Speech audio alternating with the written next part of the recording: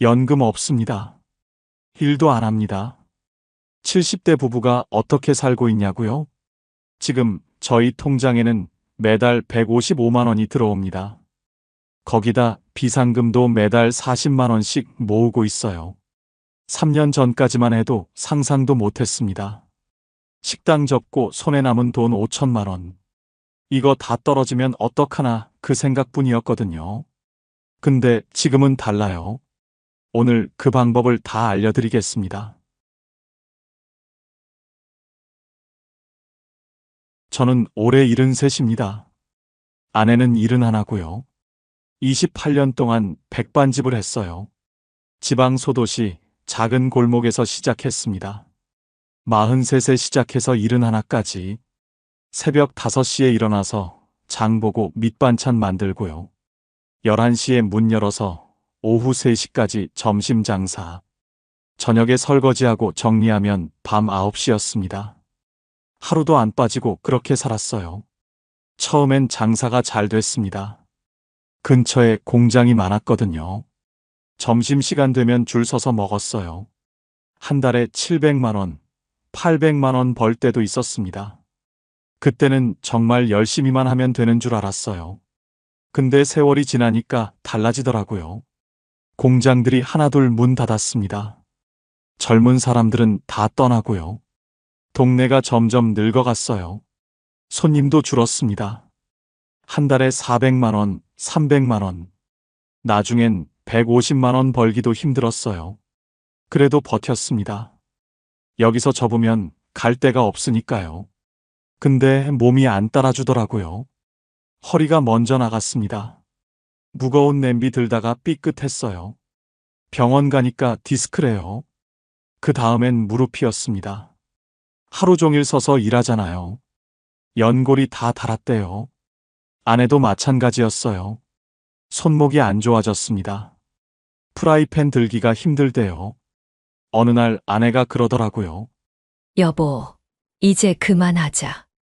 우리 몸이 안 돼. 저도 알고 있었습니다. 근데 차마 먼저 말을 못 꺼냈어요. 28년이거든요. 이 가게가 제 인생 전부였습니다. 자식 냈다 여기서 키웠어요. 대학 보내고 결혼시키고 다 이 가게에서 번 돈으로 했습니다. 근데 이제 몸이 말을 안 들으니까 어쩔 수 없더라고요. 3년 전 봄에 가게를 정리했습니다. 마지막 날 기억나요? 단골 손님 몇 분이 오셨어요. 사장님 정말 그만두세요? 여기 없어지면 점심 어디서 먹어요? 그 말에 눈물이 핑 돌았습니다. 근데 참았어요. 손님 앞에서 울면 안 되니까요. 문 닫고 셔터 내리는데 손이 떨렸습니다. 28년이에요. 이 자리에서 28년을 버텼는데 아내가 옆에 있었어요. 아무 말도 안 하더라고요. 저도 아무 말 못했습니다. 집에 와서 정리를 했어요. 가게 보증금 빼고요.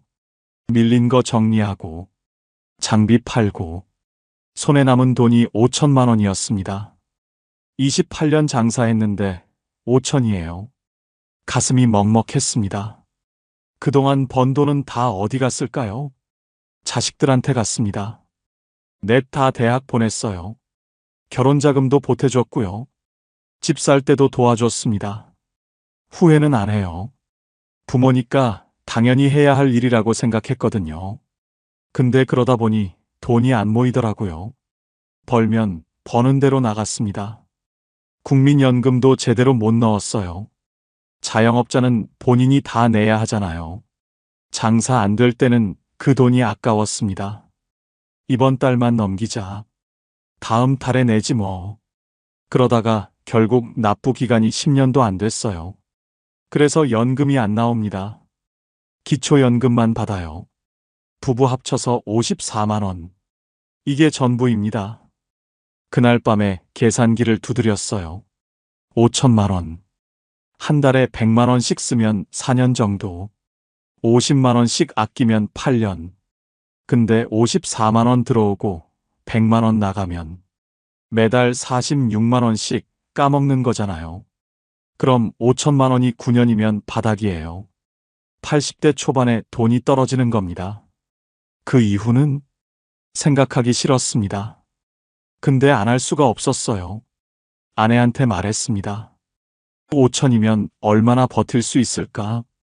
아내가 한숨을 쉬더라고요. 아껴야지. 어떻게? 그날 밤 잠이 안 왔습니다. 천장만 보면서 생각했어요. 28년 일했는데, 새벽부터 밤까지 뼈 빠지게 일했는데, 손에 남은 게 5천이라니, 그리고 그 5천도 언젠간 바닥날 거라니, 막막했습니다. 앞이 안 보이더라고요. 그때는 정말 몰랐어요. 방법이 있다는 걸, 집 안 팔아도 되고, 일 안 해도 되는 방법이 있다는 걸, 가게 정리하고 첫 달이 지났습니다. 이상하더라고요. 28년 동안 새벽에 일어났거든요. 근데 이제 알람이 없어요. 눈은 떠지는데 갈 데가 없습니다. 그냥 누워있는 거예요. 아내도 마찬가지였어요. 평생 같이 가게 나갔으니까요. 이제 둘 다 할 일이 없는 겁니다. 처음 며칠은 좋았어요. 드디어 쉬는구나. 이제 좀 살겠다. 그렇게 생각했거든요. 근데 일주일 지나니까 불안해지더라고요. 돈이 나가기 시작했습니다. 관리비 10만 원, 전기세 5만 원, 가스비 8만 원, 수도세 3만 원, 통신비 7만 원. 이것만 해도 33만 원이에요. 거기다 건강보험료 나가죠. 실손보험도 내야 하죠. 보험료만 해도 35만 원 가까이 됩니다. 밥은 먹어야 하잖아요. 둘이서 아무리 아껴도 40만 원은 들어요. 다 합치면 108만 원이 넘더라고요.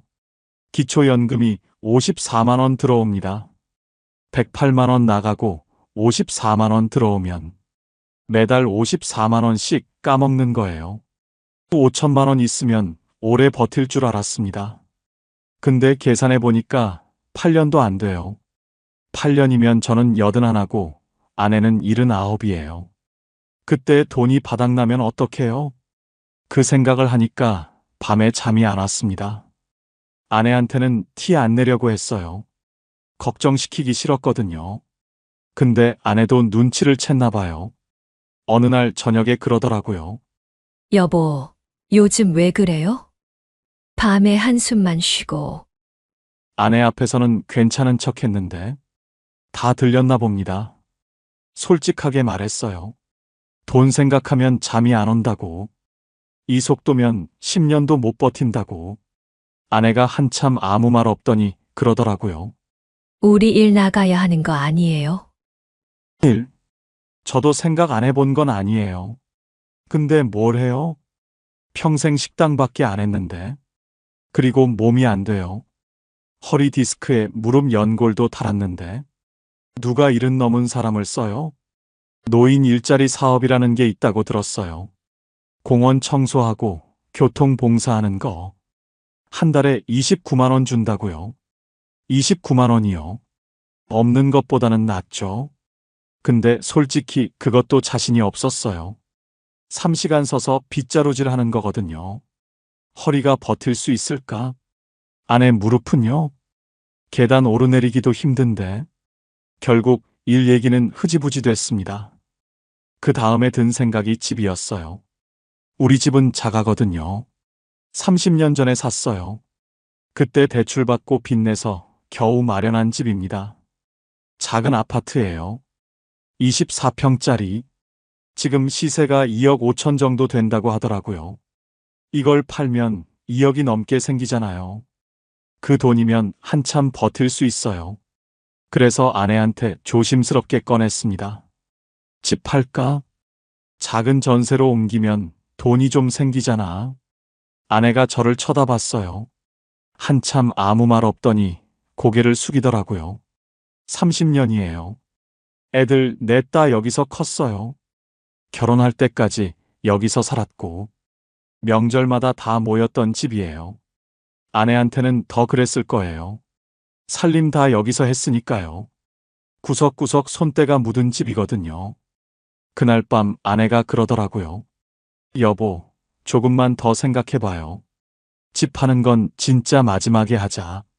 저도 그러고 싶었어요. 근데 달리 방법이 없잖아요. 기초연금 54만 원으로 어떻게 살아요?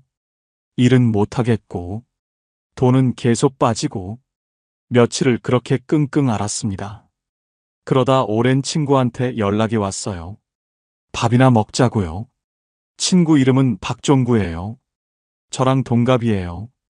종구도 장사했어요. 철물점을 했거든요. 저보다 2년 먼저 접었습니다. 젊었을 때부터 알던 사이예요. 옆 골목에서 장사했거든요.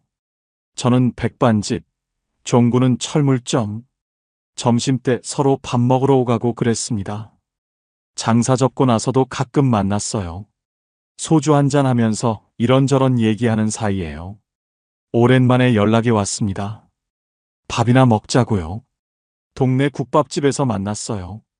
순대국 시켜놓고 이런저런 얘기를 했습니다. 종구가 제 얼굴을 보더니 그러더라고요. 야, 너 얼굴이 왜 그래? 무슨 일 있어? 숨기지 않았어요. 어차피 종구한테는 다 털어놓는 사이니까요. 돈 걱정에 잠이 안 와. 이 속도면 8년도 못 버텨. 집 팔아야 하나 고민 중이야. 종구가 국밥 먹다가 숟가락을 내려놓더라고요. 야, 집은 팔지 마. 안 팔고 어떡해. 기초연금 54만 원으로 어떻게 살아? 나도 2년 전에 똑같은 생각했거든. 근데 방법이 있어. 방법이 뭔데? 주택연금이라고 들어봤어? 주택연금. 처음 듣는 말이었어요. 그게 뭔데? 집 안 팔고 그냥 살면서 매달 돈 받는 거야. 처음엔 무슨 말인지 이해가 안 됐어요. 집을 안 파는데 어떻게 돈이 나와? 국가에서 하는 거야. 집을 담보로 맡기는 건데 담보 맡겨도 계속 거기서 살 수 있어. 이사 안 가도 돼. 대신 매달 연금처럼 돈이 나와. 죽을 때까지. 너무 좋은 얘기였어요. 세상에 그런 게 어디 있습니까? 그거 나중에 집 뺏기는 거 아니야? 이자 엄청 붙고. 그런 거 없어. 집에서 절대 안 쫓겨나. 부부들 다 죽을 때까지 거기서 살 수 있어. 종군의 집도 우리랑 비슷해요. 20평대 아파트. 시세가 2억 정도예요. 너 그거 신청했어? 70살에 신청했어. 지금 2년째 받고 있어. 얼마나 나오는데? 80만 원 가까이 나와. 80만 원이요. 기초연금이 부부 합쳐서 54만 원인데. 그거보다 많이 받는 거예요. 진짜? 80만 원이나? 집값 높을수록 많이 받고 나이 많을수록 많이 받아. 니네 집 2억 5천이라며? 나보다 더 받을 거야. 가슴이 두근거리기 시작했습니다. 그럼 아내나 나 둘 중 하나 먼저 죽으면 어떻게 돼? 금액 안 줄어. 남은 사람이 죽을 때까지 그대로 받아. 진짜야? 야, 나도 처음엔 안 믿었어. 근데 2년째 받고 있잖아. 진짜야. 집에 오는 길에 머릿속이 복잡했어요. 진짜일까? 종구가 잘못 알고 있는 건 아닐까? 집에 와서 큰아들한테 전화했습니다. 아들아, 아버지 좀 도와줘라. 왜요, 아버지? 무슨 일이에요? 주택연금이라는 게 있다는데 좀 알아봐 줄 수 있겠니? 주택연금이요? 알겠어요. 제가 알아보고 연락드릴게요. 저녁에 아들한테 전화가 왔어요. 아버지, 알아봤어요. 그래, 뭐래? 진짜 있는 거예요. 한국주택금융공사라는 데서예요. 우리 집값이랑 아버지 나이로 계산해봤거든요. 얼마나 나온대? 월 85만 원이요. 85만 원이요. 매달 85만 원이 들어온다고요. 아버지, 이거 괜찮은 것 같아요. 집에서 계속 사시면서 돈 받는 거예요. 나중에 두 분 다 돌아가시면 그때 집으로 정산하는 거고요. 자식들한테 빚 남기는 거 아니야? 아니요. 받은 돈이 집값보다 많아도 자식들한테 청구 안 한대요.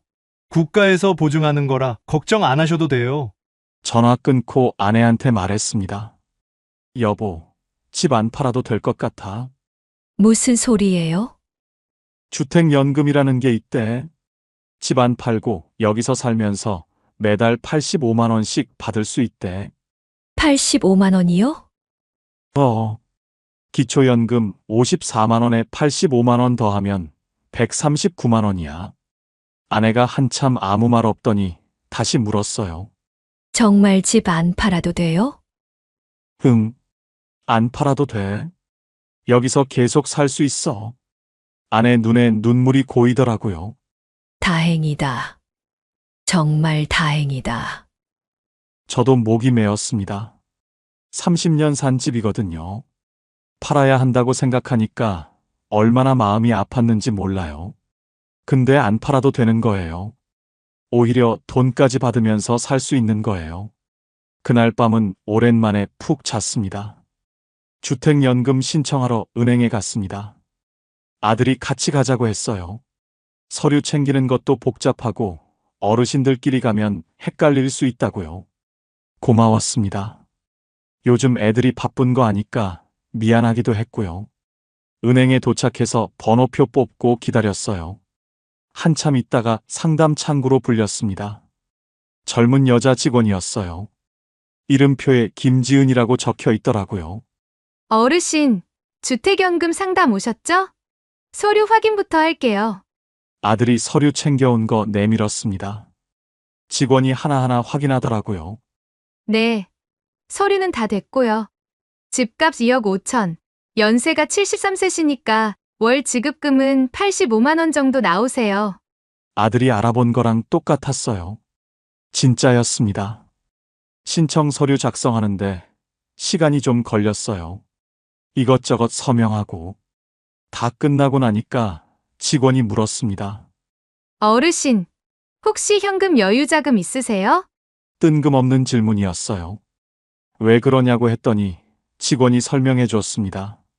65세 이상이시면 비과세종합저축 가입하실 수 있거든요. 혹시 알고 계세요? 비과세 종합저축. 이것도 처음 듣는 말이었어요. 그게 뭔데요? 일반 예금은 이자에서 세금 15.4% 떼잖아요. 근데 이 상품은 세금을 안 떼요. 65세 이상이시면 5천만 원까지 가입하실 수 있어요. 아들이 옆에서 귀가 번쩍 뜨이는 표정이었어요. 아버지, 이거 좋은 것 같은데요? 직원이 계속 설명했습니다. 지금 금리가 연 4% 정도 되거든요. 5천만 원 넣으시면 1년에 이자가 200만 원이에요. 일반 예금이면 여기서 세금 30만 원 넘게 떼가요. 근데 이 예금은 안 떼요. 200만 원 그대로 받으시는 거예요. 머릿속으로 계산해 봤습니다. 200만 원 나누기 12개월. 한 달에 16만 원 정도예요.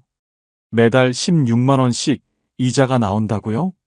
네, 대략 그 정도요. 세금 안 떼니까 일반 예금보다 훨씬 이득이세요. 가게 정리하고 남은 5천만 원. 그냥 통장에 넣어뒀거든요. 이자 얼마 안 되겠지 하고 신경도 안 썼어요. 근데 이렇게 넣으면 달랐던 거예요. 매달 16만 원씩 따박따박 나오는 거예요. 주택연금 85만 원. 비과세 종합저축 이자 16만 원. 기초연금 54만 원. 합치면 155만 원이에요. 한 달에 155만 원이 그냥 들어오는 거예요. 일 안 해도요. 직원한테 물었습니다. 이거 지금 바로 가입할 수 있어요? 네, 신분증 있으시면 바로 되세요. 그 자리에서 바로 가입했습니다. 5천만 원 전부 넣었어요. 은행에서 나오는데 다리가 후들거리더라고요. 긴장이 풀려서 그런 건지, 기뻐서 그런 건지, 아들이 제 팔을 잡아줬어요. 아버지, 잘 되셨네요. 그러게, 이런 게 있는지도 몰랐어. 저도 몰랐어요. 오늘 같이 오길 잘했네요. 집에 와서 아내한테 다 얘기해 줬습니다. 주택연금 신청한 거, 비과세 종합저축 가입한 거, 앞으로 매달 155만 원 들어오는 거. 아내가 믿기지 않는다는 표정이었어요. 진짜 155만 원이나 들어와요? 주택연금 85만 원, 이자 16만 원, 기초연금 54만 원. 합치면 155만 원이야. 일 안 해도요? 일 안 해도. 아내가 한참 아무 말 없더니 그러더라고요. 이제 좀 살겠다. 저도 같은 마음이었습니다. 한 달 전만 해도 막막했거든요. 8년 뒤에 돈 떨어지면 어떡하나? 집 팔아야 하나? 일 나가야 하나? 그 걱정뿐이었어요. 근데 이제 달라졌습니다. 매달 155만 원이 들어와요. 통장에서 빠지기만 하던 돈이 들어오기 시작한 거예요. 이게 현금 흐름이구나. 그때 처음 알았습니다. 주택연금 첫 입금일이 왔습니다. 아침에 일어나서 통장을 확인했어요. 85만 원이 찍혀 있더라고요.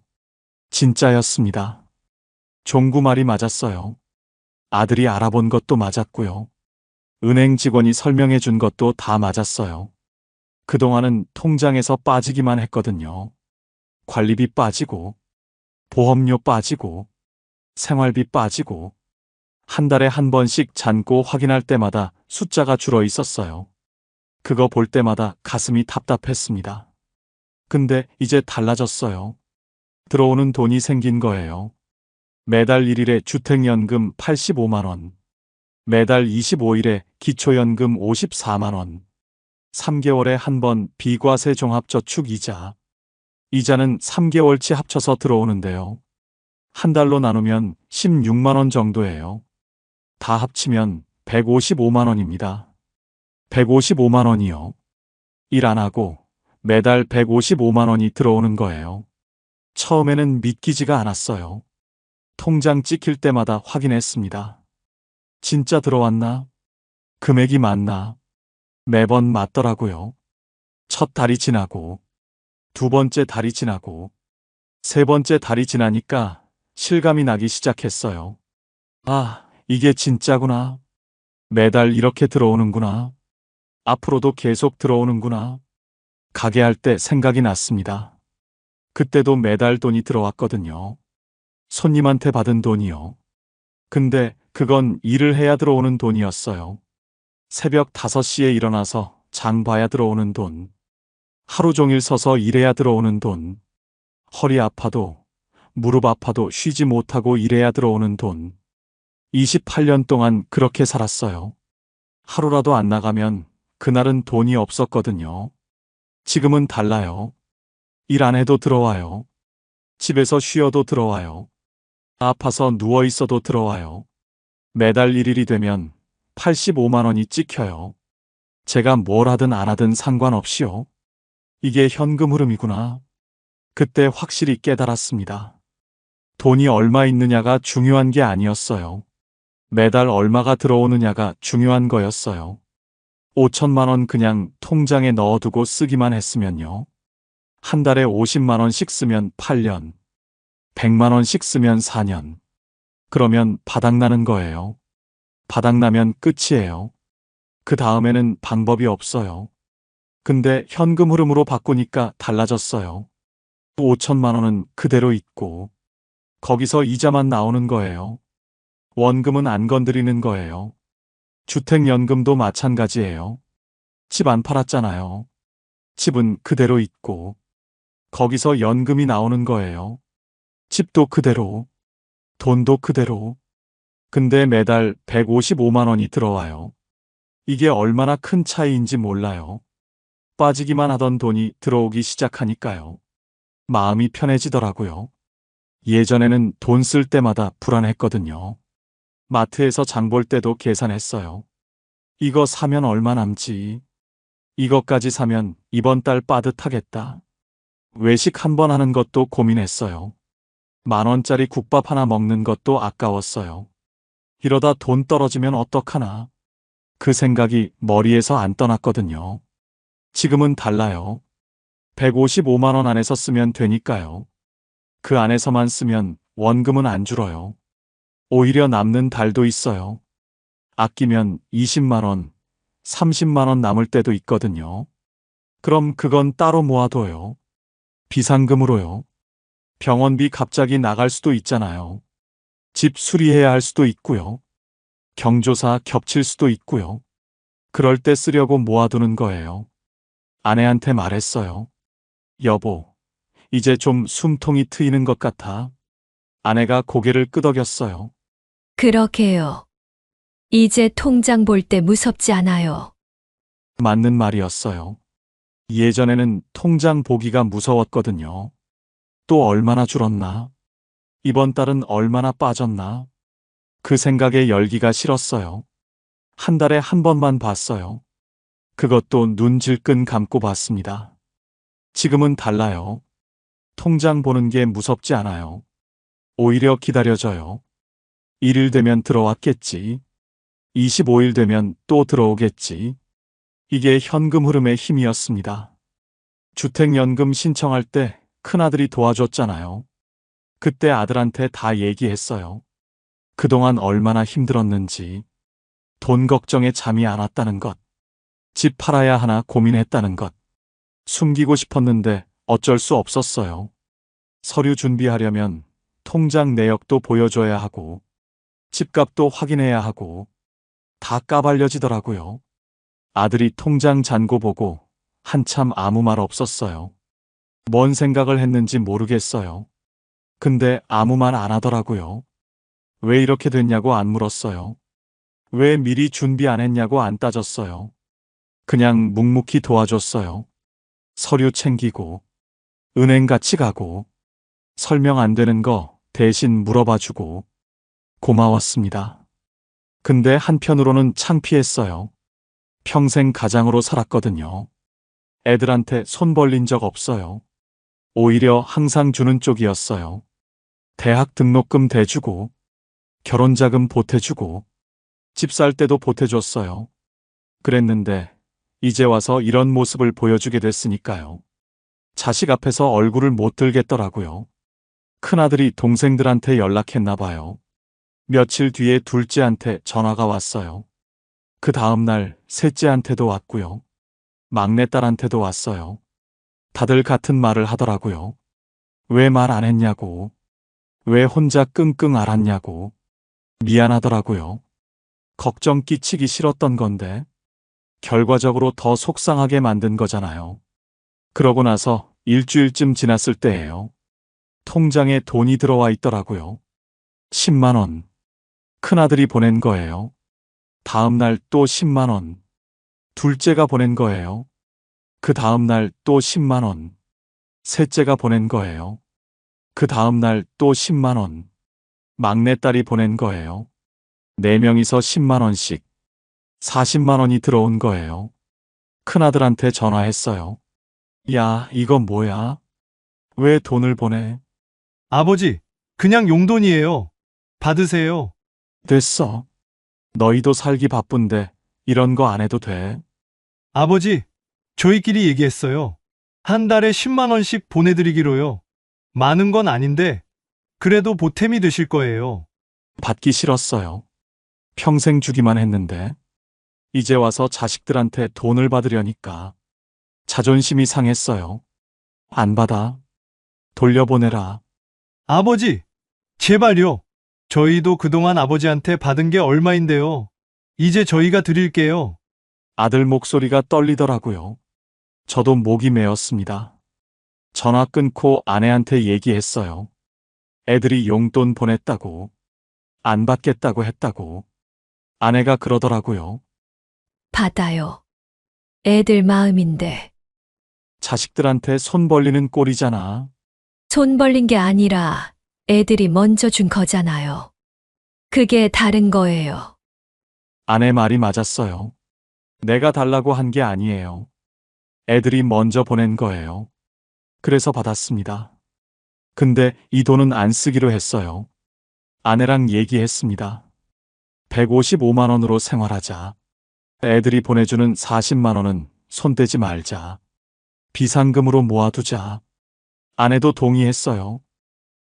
그래요. 나중에 급할 때 쓰는 걸로 하자. 그래서 통장을 따로 만들었어요. 비상금 통장이요. 매달 40만 원씩 거기로 들어가요. 한 번도 안 건드렸어요. 1년이면 480만 원이에요. 2년이면 거의 1000만 원이에요. 병원비 갑자기 나가도 걱정 없어요. 큰 수리비 나가도 감당할 수 있어요. 그게 있으니까 마음이 놓여요. 뭔가 있다는 게 얼마나 큰 힘인지 몰라요. 예전에는 갑자기 돈 나갈까봐 무서웠거든요. 병원비 나가면 어떡하나? 보일러 고장나면 어떡하나? 그 걱정이 항상 있었어요. 지금은 달라요. 비상금이 있으니까요.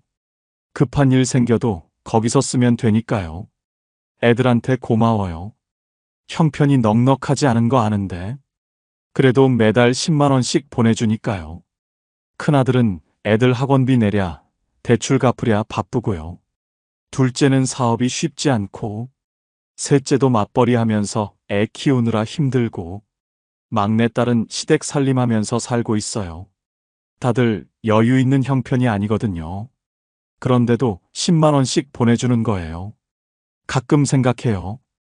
그동안 애들한테 해준 게 있으니까 이런 거겠지. 대학 보내고 결혼시키고 보태준 게 있으니까. 그때는 남는 게 없다고 생각했거든요. 다 애들한테 줘버려서 정작 내 노후는 준비 못했다고. 근데 지금 보니까요. 그게 남는 거였어요. 애들한테 준 게 돌아오는 거였어요. 물론 모든 집이 다 그런 건 아닐 거예요. 저희는 운이 좋은 편이에요. 155만 원이 매달 들어옵니다. 근데 155만 원 다 쓰면 남는 게 없잖아요. 아내랑 얘기했어요. 여보, 우리 130만 원 안에서 살아보자. 그럼 25만 원이 남잖아. 그럴 수 있을까요? 해보자. 애들 용돈 40만 원에 25만 원 더하면 65만 원이야. 1년이면 780만 원 모이는 거야. 아내가 고개를 끄덕였습니다. 그때부터 지출을 다시 정리했어요. 고정비부터 받습니다. 관리비 10만 원, 전기세 5만 원, 가스비 8만 원, 수도세 3만 원, 통신비 7만 원, 보험료 35만 원. 이것만 해도 68만 원이에요. 이건 줄일 수가 없습니다. 나가야 하는 돈이니까요. 130만 원에서 68만 원 빼면 62만 원 남잖아요. 이걸로 먹고 생활해야 하는 거예요. 식비를 제일 신경 썼습니다. 예전에는 먹고 싶은 거 샀거든요. 고기 먹고 싶으면 고기 사고, 과일 먹고 싶으면 과일 사고. 지금은 달라요. 장 보기 전에 뭐 살지 미리 정합니다. 메모해서 가요. 그거만 사고 와요. 할인하는 것 위주로 삽니다. 마트 전단지 보고 뭐가 싸게 나왔나 확인하거든요. 유통기한 임박 상품도 잘 사요. 어차피 바로 먹을 거니까요. 그래도 고기는 일주일에 한두 번은 먹습니다. 뒷다리살이 세일하면 세근에 10,000원이거든요. 그걸로 제육볶음 해 먹으면 맛있어요. 과일은 제철 과일만 삽니다. 제철 아닌 건 비싸거든요. 겨울에 수박 안 사고, 여름에 귤 안 사고, 이렇게 하니까 식비가 40만 원 정도 나오더라고요. 둘이서 40만 원이면 빠듯하긴 합니다. 근데 못 먹고 사는 건 아니에요. 그냥 아껴서 먹는 거예요. 생필품 사는데 한 달에 5만 원 정도 씁니다. 세제, 휴지, 치약, 샴푸. 대용량으로 사면 더 싸거든요. 하나 사면 하나 더 주는 거 할 때 사두고요. 병원비가 한 달에 7만 원에서 8만 원 나갑니다. 저는 혈압약 타러 가고, 아내는 무릎 때문에 가고, 이건 어쩔 수 없어요. 경조사비는 예전보다 줄였습니다. 10만 원 내던 거 5만 원 내고, 안 가도 되는 건 안 가고, 평균 내면 한 달에 5만 원 정도예요. 교통비는 아끼려고 합니다. 가까운 데는 걸어 다녀요.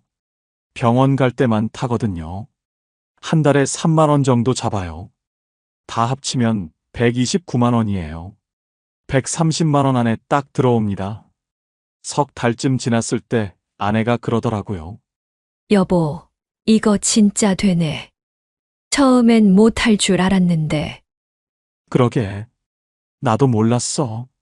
매달 남는 거 보니까 기분이 좋아요. 맞는 말이에요. 매달 25만 원씩 남잖아요. 그게 쌓이는 거 보면 뿌듯합니다. 가끔은 외식도 합니다. 한 달에 한 번 정도. 동네 국밥집이나 칼국수집. 15,000원이면 둘이 먹거든요. 친구들도 만납니다. 종구랑 가끔 소주 한잔 하고요. 아내는 아내 친구들이랑 시장 구경도 가고요. 완전히 끊으면 안 돼요. 그러면 삶이 너무 팍팍해지거든요. 적당히 쓰면서 적당히 모으는 겁니다. 130만 원으로 사는 게 부자는 아니에요. 넉넉하지도 않아요. 근데 부족하지도 않습니다. 먹을 건 먹고, 입을 건 입고, 병원 갈 건 가고, 사람 만날 건 만나요. 이 정도면 충분합니다. 욕심 안 부리면 살만해요. 3년이 지났습니다. 가게 접고 막막하기만 했던 그때가 엊그제 같은데 벌써 3년이에요. 얼마 전에 종구를 만났습니다. 또 국밥집에서요. 야, 요즘 어때? 덕분에 잘 살고 있어. 네가 주택연금 알려줘서 살았다. 뭘? 나도 누가 알려줘서 한 건데. 그래도 고맙다. 진짜로. 종구가 웃더라고요. 그래. 잘 됐다. 우리 이 나이에 이 정도면 잘 사는 거야. 맞는 말이에요. 지금 저희 부부는 어떻게 살고 있냐고요? 잘 살고 있습니다. 부자는 아니에요. 넉넉하지도 않고요. 근데 불안하지 않습니다. 매달 155만 원이 들어옵니다. 주택연금 85만 원, 기초연금 54만 원, 비과세 종합저축 이자 16만 원. 일 안 해도 들어와요. 아파서 누워 있어도 들어옵니다. 매달 1일이 되면 통장에 찍혀 있거든요. 거기다 자식들이 보내주는 40만 원. 이건 한 번도 안 썼습니다. 비상금 통장에 그대로 모아뒀어요. 3년이면 얼마일까요? 40만 원 곱하기 36개월. 1,440만 원이에요. 거기다 생활비 아껴서 모은 것까지 합치면요. 비상금이 2천만 원 가까이 됐습니다. 병원비 갑자기 나가도 걱정 없어요. 보일러 고장 나도 고칠 수 있습니다. 뭔가 있으니까 마음이 편하더라고요. 3년 전에 5천만 원 들고 막막해 하던 때 생각납니다. 그때 그냥 쓰기만 했으면 어떻게 됐을까요? 지금쯤 통장에 2천만 원도 안 남았을 거예요. 1년만 더 지나면 바닥이에요. 집 팔았으면 어떻게 됐을까요? 30년 산 집 팔고 작은 전세로 갔겠죠. 그것도 결국 바닥납니다. 언젠가는 끝이거든요.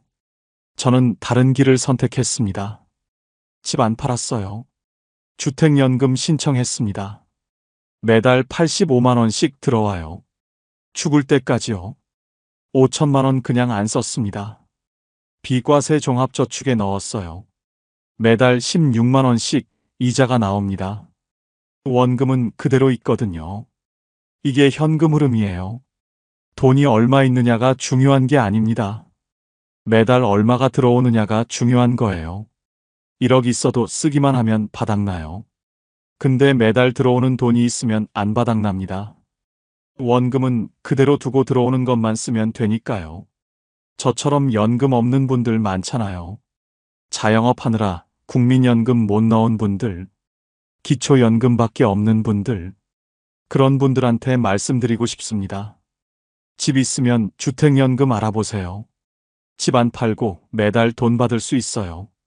죽을 때까지 그 집에서 살 수 있습니다. 현금 있으면 비과세 종합저축 알아보세요. 65세 이상이면 5천만 원까지 세금 안 떼거든요. 이자가 고스란히 내 돈이에요. 저도 3년 전까지는 몰랐습니다. 친구한테 우연히 듣고 알았어요. 왜 이런 걸 아무도 안 알려줬을까? 그때 정말 억울했습니다. 그래서 이 얘기를 하는 거예요. 저처럼 모르는 분들이 있을까 봐요. 방법이 있습니다. 집 안 팔아도 돼요. 일 안 해도 됩니다. 현금 흐름을 만드세요. 매달 들어오는 돈을 만드세요. 그게 답이에요. 저는 지금 행복합니다. 부자는 아니에요. 근데 불안하지 않습니다. 매달 돈이 들어오니까요. 비상금도 있으니까요. 30년 산 집에서 계속 살 수 있으니까요. 이 정도면 충분해요. 오늘 이야기가 도움이 되셨으면 좋겠습니다. 비슷한 상황에 계신 분들께 이 영상 공유해 주셔도 좋고요. 구독하시면 다음 이야기도 받아보실 수 있어요. 봄날 이야기였습니다. 퇴직 후 저는 귀촌을 선택했습니다. 도시의 소음 대신 새소리를, 붉은 노을을 꿈꿨습니다. 하지만 현실은 달랐습니다. 낭만은 잠시였고 그 뒤엔 아무도 알려주지 않던 진짜 현실이 있었습니다. 오늘은 제가 직접 겪은 8가지 충격적인 현실을 숨김없이 말씀드리겠습니다. 토요일 저녁이었습니다. 해가 조금만 지면 마을은 금세 어두워졌습니다. 가로등 불빛은 드물었고 불 켜진 집도 몇 채 보이지 않았습니다.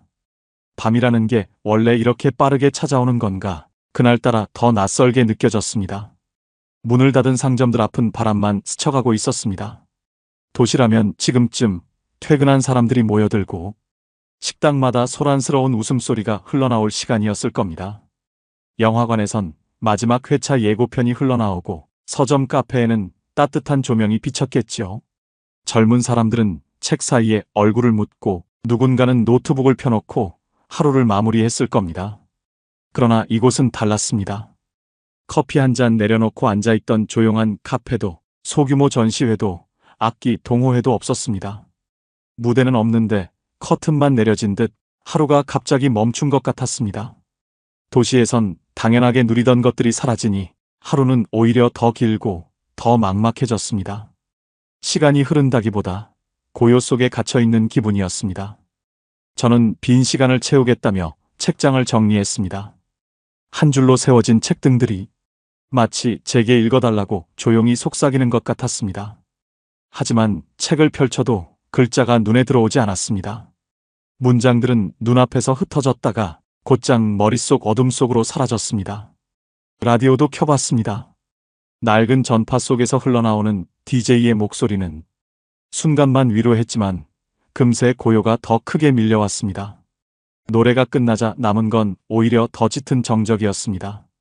방 안의 공기가 유난히 무겁게 가라앉는 듯 했죠. 마음 한쪽이 텅 빈 것 같았습니다.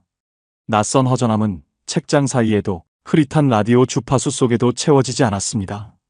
그때 아내가 조용히 한숨을 내쉬며 말했습니다. 여보, 이렇게 무료할 줄은 정말 몰랐어요. 그 목소리에는 답답함과 후회가 섞여 있었습니다.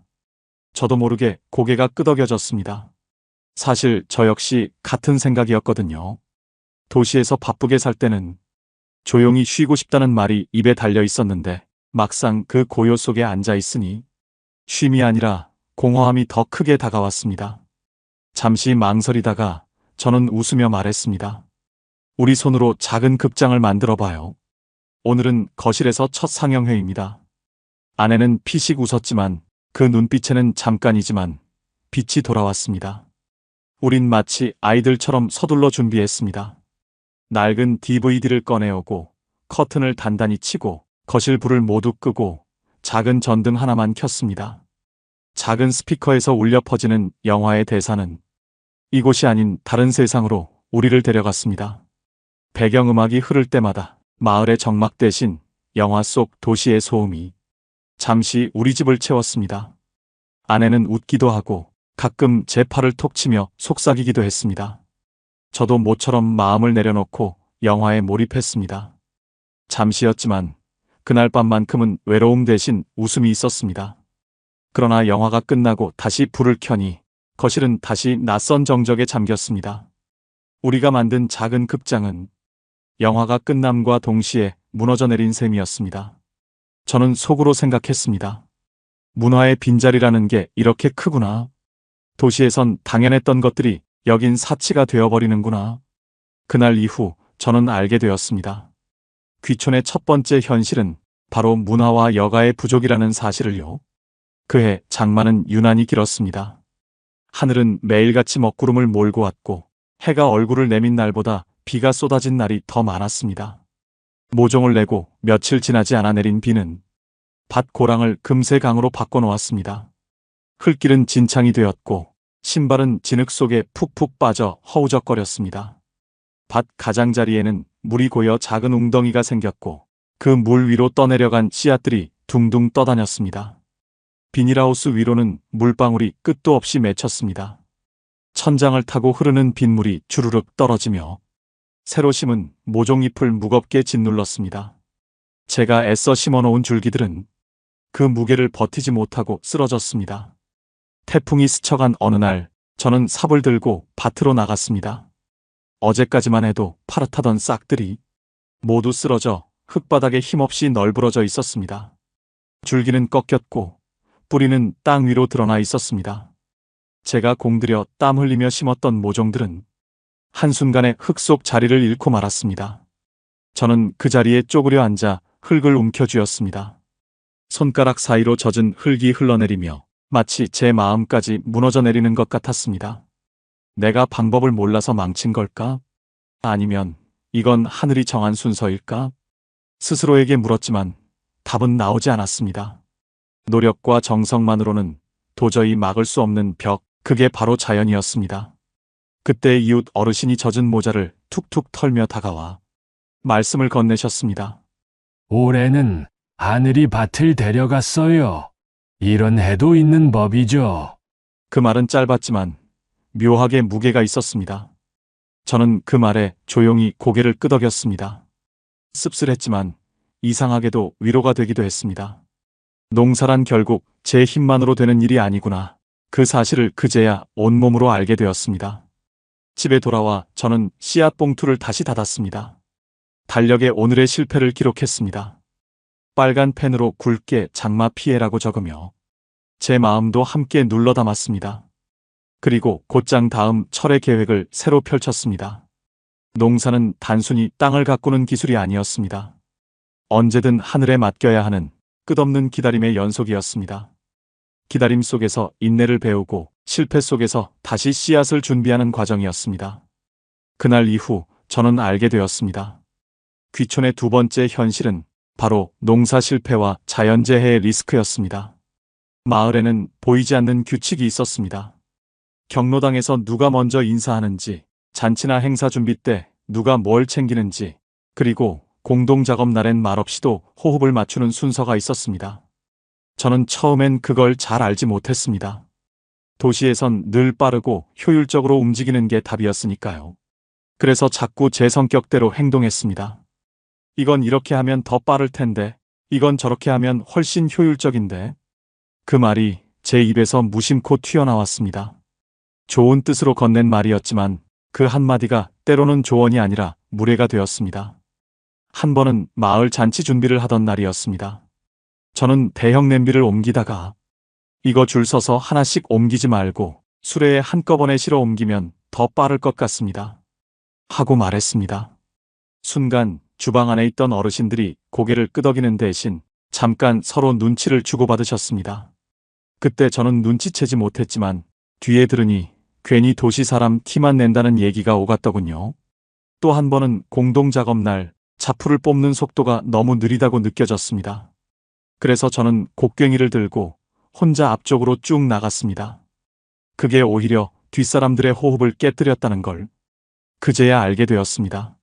마을에서는 일을 빨리 끝내는 것보다 같이 맞추는 게 더 중요했던 겁니다. 결정적으로 어느 날 마을 회의 자리에서였습니다. 저는 도시에서 배운 방식들을 길게 늘어놓았습니다. 효율성을 강조하며 이렇게 하면 비용도 줄고 시간도 절약할 수 있습니다. 하고 조목조목 설명했습니다.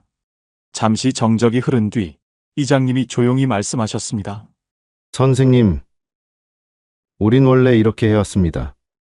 먼저 같이 겪어보시고 그 다음에 바꾸면 어떻겠습니까?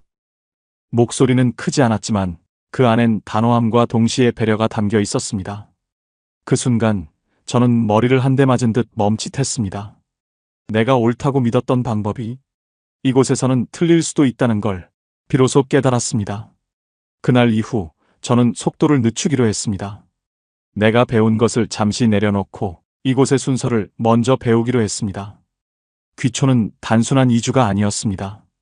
도시의 습관을 그대로 옮겨오는 게 아니라 이곳의 문화에 스며드는 과정이었습니다. 말 그대로 문화의 이식이었습니다. 그때 저는 알게 되었습니다. 귀촌의 세 번째 현실은 바로 세대차와 문화 충돌이었습니다.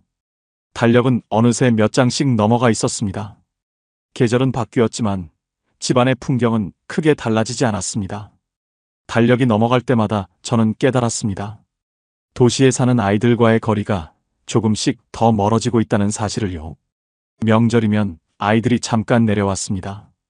차에서 내릴 때는 환하게 웃으며 손을 흔들었지만 그 웃음은 오래가지 않았습니다. 밥 한 끼를 같이 하고 나면 금세 올라가야 한다는 말이 뒤따랐습니다. 서울로 돌아가야 할 길이 멀고 다음 날 출근 준비를 해야 한다는 이유였습니다. 그 몇 시간의 만남을 위해 며칠 전부터 준비했던 음식들은 제대로 손도 대지 못하고 식탁 위에 남아 있었습니다. 아내는 괜찮다며 웃었지만 그 웃음 뒤에 남은 허전함은 숨길 수 없었습니다. 영상통화 속에서 본 손주는 지난번보다 훌쩍 자라 있었습니다. 처음에는 그 모습이 신기하고 반가웠습니다. 하지만 몇 번을 반복하다 보니 그 변화가 곧 내가 곁에 없었다는 증거처럼 다가왔습니다. 화면 안에서는 웃음소리가 가득했습니다. 손주의 제잘거림과 딸아이의 바쁜 목소리가 뒤섞여 순간은 따뜻해 보였습니다. 그러나 전화를 끊는 순간 그 웃음은 제 방 안에 전혀 남아있지 않았습니다. 화면 밖 공기는 오히려 더 멀고 더 낯설게만 느껴졌습니다. 어느 일요일 저녁 딸아이의 목소리가 전화기 너머로 들려왔습니다. 조심스럽고 그러나 미안한 어조였습니다. 아빠, 이번 주엔 못 내려가요. 다음에 꼭 갈게요. 저는 짧게 대답했습니다. 그래, 안전이 먼저지. 아빠는 여기서 잘 지낸다. 목소리는 담담했지만 수화기를 내려놓고 나니 가슴이 허전했습니다. 식탁 위에 놓인 두 개의 밥그릇이 유난히 크게 보였습니다. 하나는 텅 비어 있었고 다른 하나도 금세 치워야 했습니다. 두 개의 그릇은 우리 부부를 의미했지만 어느새 아이들의 자리까지 비어 있는 듯 했습니다. 빈 식탁을 정리하면서 저는 생각했습니다. 귀촌은 자연에 가까워지는 일이었지만 그만큼 누군가와는 멀어지는 일이기도 하다는 것을요. 그날 저는 알게 되었습니다. 귀촌의 네 번째 현실은 바로 자식과의 왕래 문제였습니다. 한철이 지나고 난 뒤 저는 비로소 장부를 들여다보게 되었습니다. 처음에는 귀찮다는 이유로 대충 넘겼지만 계속 쌓이는 지출이 눈에 밟히자 더 이상 외면할 수 없었습니다. 장부 위엔 빼곡하게 적힌 숫자들이 있었습니다. 씨앗값, 비료값, 농기구와 장비 유지비, 밭에 나가기 위해 쓴 차량의 기름값과 때마다 필요한 수리비, 도시에선 당연히 가까운 마트에서 샀던 물건들도 이곳에서는 택배를 통해 받아야 하니 배송비까지 더해졌습니다. 게다가 예상치 못한 집 수리비가 계속 생겼습니다. 오래된 지붕은 장마가 올 때마다 작은 구멍을 하나씩 드러냈습니다. 방 안천장에 번지는 물자국을 볼 때마다 또 고쳐야 하나라는 한숨이 절로 나왔습니다. 겨울이 되면 보일러는 어김없이 경고음을 울렸습니다. 수리기사가 다녀간 뒤 남겨놓은 영수증은 항상 장부의 빈칸을 채웠습니다. 도시에서는 대수롭지 않게 처리했던 비용들이 이곳에서는 한 달 살림을 뒤흔드는 무게가 되었습니다. 도시에 살 땐 외식 한 번 덜하고 택시 한 번 줄이면 메꿀 수 있던 돈이었지만 여기서는 단순히 줄여서 될 일이 아니었습니다. 들어오는 수입이 한정적이다 보니 나가는 돈이 더 크게 다가왔던 겁니다. 저녁 식탁 위 아내가 장부를 조용히 덮으며 담담하게 말했습니다. 이번 달도 적자네요. 규모를 줄일까요? 그 목소리엔 원망도 불평도 없었습니다. 하지만 저는 그 담담함 뒤에 깔린 피로를 읽을 수 있었습니다. 매달 반복되는 긴장과 계산이 아내의 표정에서 잔잔한 주름이 되어 남아 있었습니다. 저는 잠시 눈을 감았다가 고개를 끄덕였습니다. 그래요. 이제는 취미만 남기자. 우리 먹을 밥만 있으면 충분하죠. 아내는 가볍게 웃었지만 그 웃음 뒤엔 미묘한 씁쓸함이 있었습니다. 이게 맞는 걸까? 라는 질문이 그 미소 속에 숨어 있는 듯 했습니다. 그날 밤 저는 장부를 한 장 한 장 다시 넘겨보았습니다. 거기 적힌 숫자들이 단순한 지출이 아니라 우리 생활 전체의 무게라는 걸 깨달았습니다. 그 숫자들 사이엔 우리의 시간, 노동, 그리고 보이지 않는 희생이 숨어 있었습니다. 귀촌은 자연과 가까워지는 길이었지만 돈의 무게 앞에서는 오히려 더 벅차다는 사실을 그제야 절실히 깨달았습니다. 그날 저는 알게 되었습니다. 귀촌의 5번째 현실은 바로 돈의 무게였습니다. 새벽 공기는 생각보다 차가웠습니다. 밤새 머금은 이슬은 발목을 적셨고 흙은 손금 사이로 깊숙이 파고들어 마치 제 몸 일부가 되는 듯 했습니다.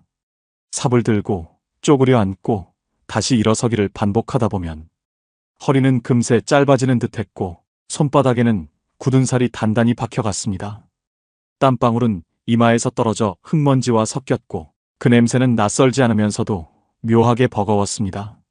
낮이 길어질수록 제 몸은 점점 짧아졌습니다. 아직 해가 지지 않았는데도 등은 이미 무겁게 휘어지고 있었습니다. 저녁이 되면 온몸은 더는 아무 말도 하지 않았습니다. 근육이 아니라 뼈마저도 고개를 떨구며 이제 그만이라고 속삭이는 듯 했습니다. 밤에 눕기 전 저는 손가락을 쭉 펴보곤 했습니다. 하지만 손바닥은 굳어 있어 제 뜻대로 잘 펴지지도 않았습니다. 팔꿈치에서부터 어깨까지 이어지는 묵직한 통증은 마치 오래된 돌덩이가 제 몸에 붙어 있는 것 같았습니다. 허리에서 올라오는 묵직한 통증은 새벽이 되면 다시 저를 깨웠습니다. 이상하게도 통증은 아침마다 더 선명했습니다. 누웠을 때보다 일어났을 때 오히려 더 제 몸이 불편하다는 사실이 씁쓸했습니다. 그러던 어느 날 보건소를 찾았습니다. 의사 선생님은 제 이야기를 듣더니 한참을 웃으시며 말씀하셨습니다. 무리하지 마세요. 농사는 꾸준함이지 한 번에 끝내는 일이 아닙니다.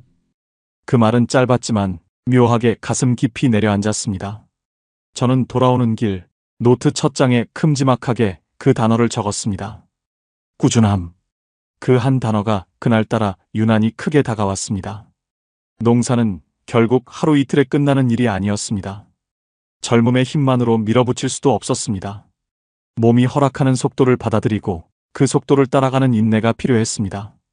귀촌은 젊음으로만 버틸 수 있는 일이 아니었습니다. 때론 쉬어야 하고 때론 내려놓아야만 이어갈 수 있는 길이었습니다. 그날 저는 알게 되었습니다. 귀촌의 6번째 현실은 바로 몸의 한계였습니다. 귀촌 생활이 길어질수록 저는 깨달았습니다. 몸이 힘들어도 마음이 지쳐도 리듬이 없으면 하루가 금세 무너진다는 사실을요. 처음엔 단순히 일만 열심히 하면 된다고 생각했습니다. 아침부터 저녁까지 밭에 나가고 쉬는 시간을 줄이면 더 많은 성과가 있을 줄 알았습니다. 그러나 그런 날들이 이어질수록 몸은 쉽게 지치고 마음은 점점 산만해졌습니다. 하루가 끝나면 남는 건 고단함뿐이었습니다. 그제야 알았습니다. 귀촌은 체력 싸움이 아니라 리듬 싸움이라는 걸. 그래서 저는 일의 순서를 바꾸었습니다.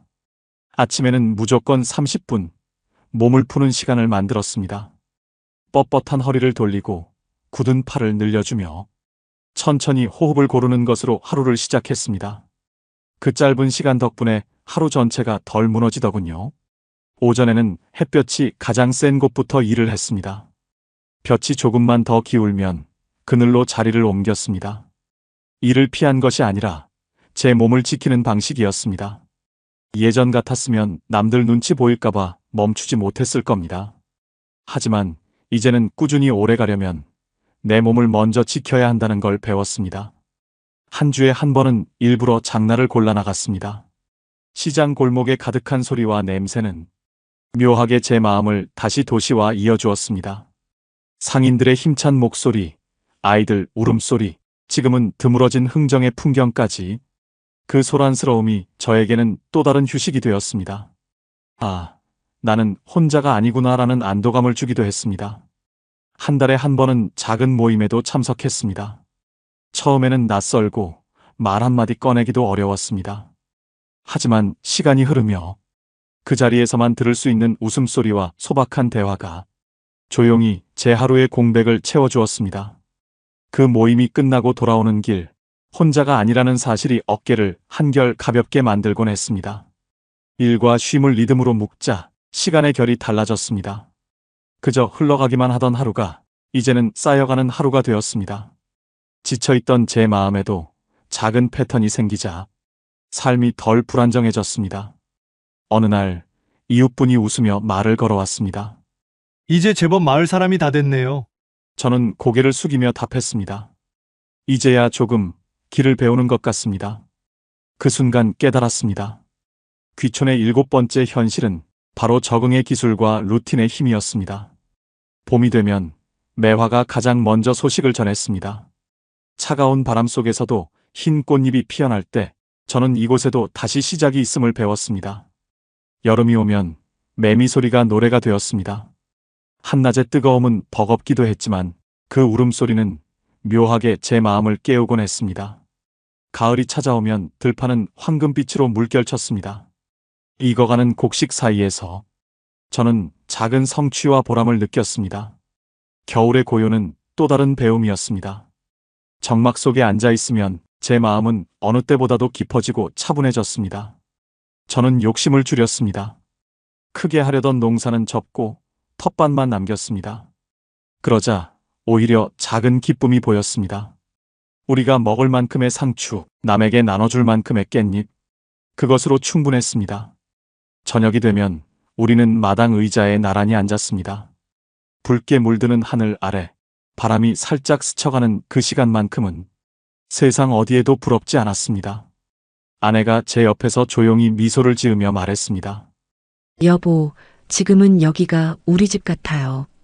저는 하늘을 한번 올려다보고 조용히 대답했습니다. 그래요. 천천히 우리가 살겠습니다. 그 순간 저는 알았습니다. 귀촌의 8번째 현실은 그래도 희망은 있다는 사실이었습니다. 혹시 놓치신 분들을 위해 제가 겪은 현실 8가지를 간단히 정리해 드리겠습니다. 첫째, 문화와 여가의 부족. 도시에서 당연히 누리던 작은 즐거움들이 사라지면 하루가 길고 막막해집니다. 둘째, 농사 실패와 자연재해의 리스크.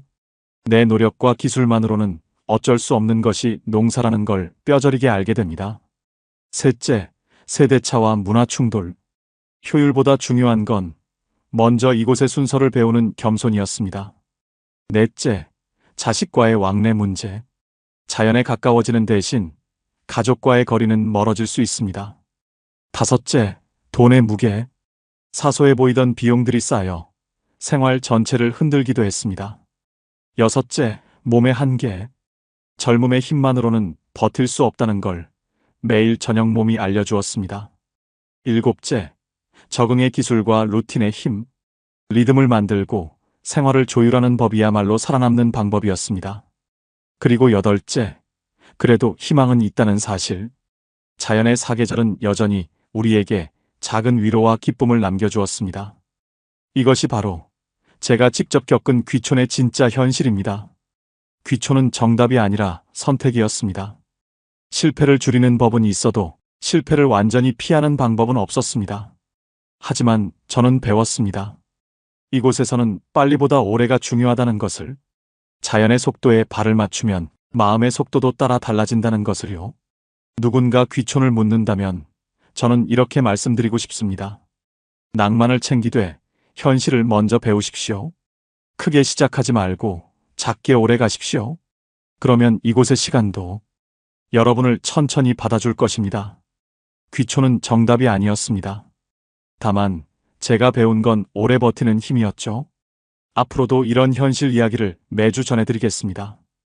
혹시 공감이 되셨다면 구독과 좋아요로 함께 해주세요.